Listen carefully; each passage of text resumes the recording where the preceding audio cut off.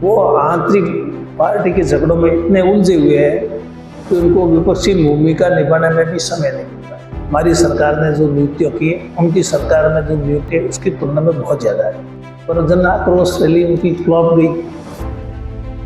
कोई न जन था न कोई आक्रोश दिखा, सिर्फ खाना पूर्ति हुई।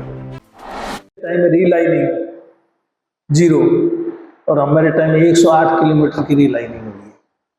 सर फीडर उनके टाइम में 0 किलोमीटर और हमारे 84 किलोमीटर रीलाइनिंग। नए एडीएम ऑफिस उन्होंने एक भी नहीं खोला, हमने 7 खोले।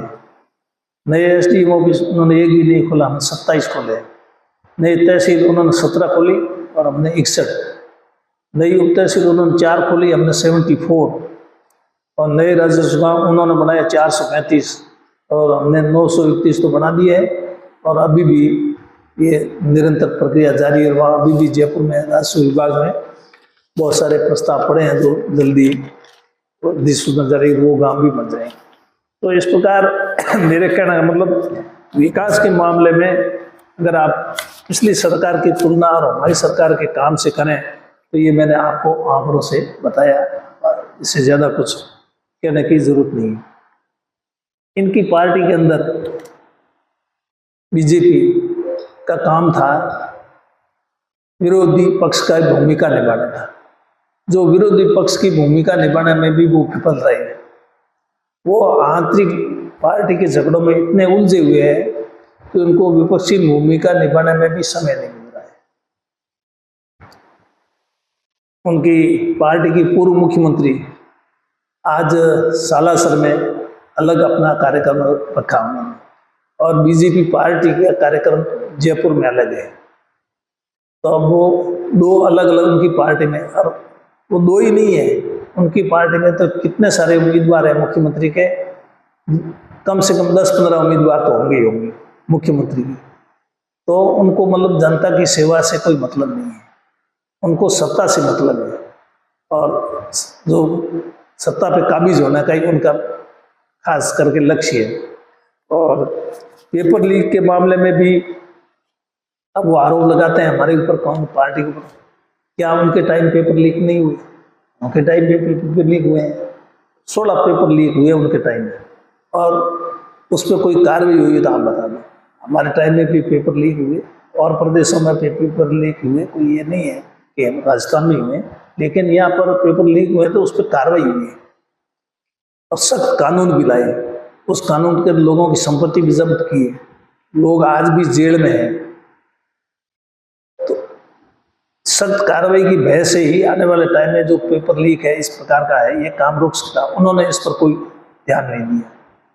और नई नियुक्तियों की बात है तो भी नियुक्तियों में भी हमारी सरकार ने जो नियुक्तियां की है उनकी सरकार में जो नियुक्ति है उसकी तुलना में बहुत ज़्यादा है।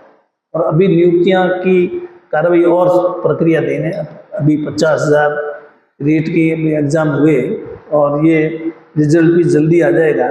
तो आने के बाद में 50,000 को एक साथ नौकरी मिल जाएगी, जिससे आज स्कूलों में अध्यापकों की कमी है वो काफ़ी हद तक हल हो जाएगी।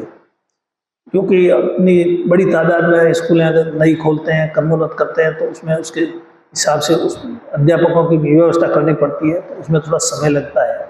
ये शिकायत आती है। मेडिकल हेल्थ में भी नए इतने सारे खोलते हैं तो उसमें भी स्टाफ की वगैरह की शिकायत आती है।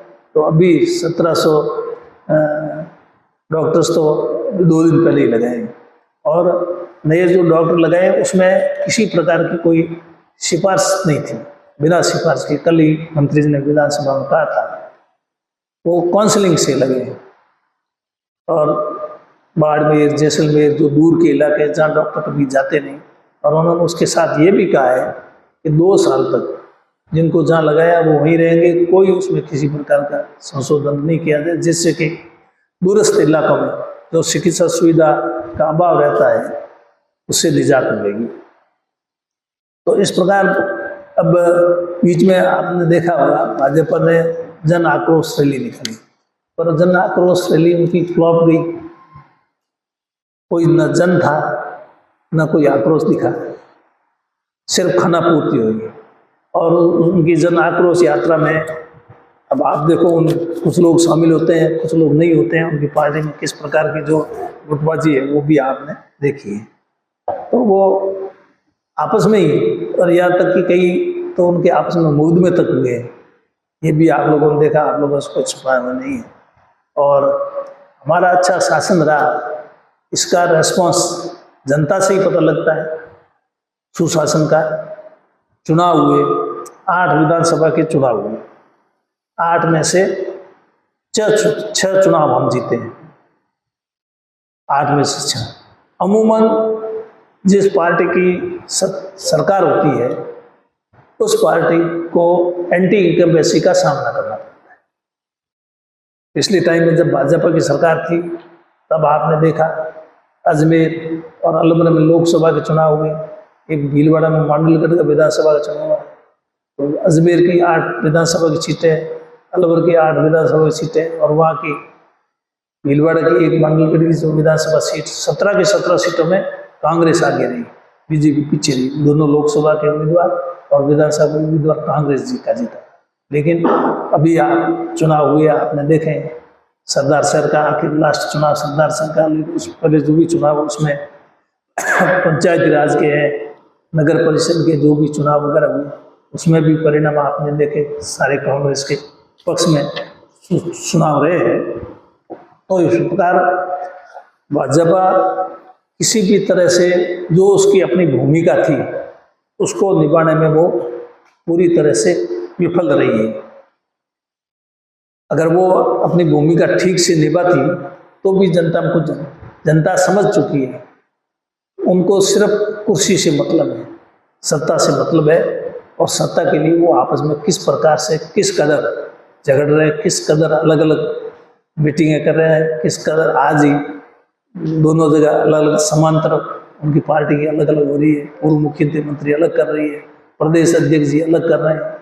तो ये सब जनता के सामने है।